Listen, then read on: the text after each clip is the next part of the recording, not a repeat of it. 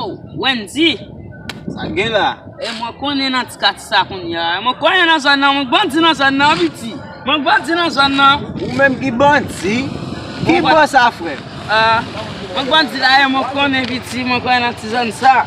On zone depuis petit c'est moi commander les pour dire c'est au bandi là-dedans. Qui bon? Mwen ka fote ne pas petit ka passe la mbe on zoklo. Quand pas petit ka passe la mbe on zoklo tellement mka mutu vin la mka be zoklo e mwen konnen la mdou mwen bandi la ne. Si mon cher qui bon ça? Qui bon ça? Mwen bandi ya Côté. E mwen bandi la men.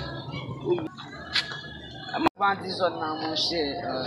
Ou bandi zone nan? Mwen bandi zon nan. Mais OK comme c'est au bandi zone nan.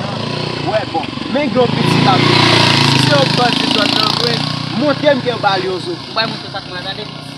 Bay moto sak mwen ya. Eh bien m'boal ouais. E biti mbalo. Biti. Je la mde mapele. Kage mneg. Bon go na kembo, bandi kembo abzi la. E mwen konnen la biti. Je mwen konnen nan ti zon sa men. Ou konnen. Aba e passe de jolo t'a bay men. Kon bay mati men. Bon, et si c'est ton gone qui t'a venu là, ça t'a fait? Ça me jap di la. E gona gram kabeli pi bien men, e gona gram kabeli pi bien men. Bon m'dou chine men, bandi men. Même d'ailleurs, mais ouais ça. Ou pa konn ça veut dire mo bandi. Pa kon nèg m'ba ka be zoklo men.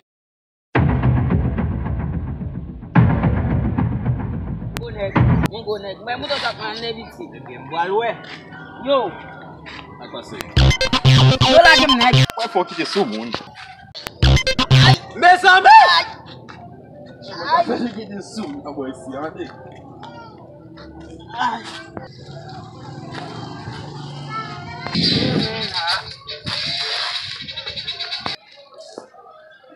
Yo men nou la, ki yon la frappe men nou la men.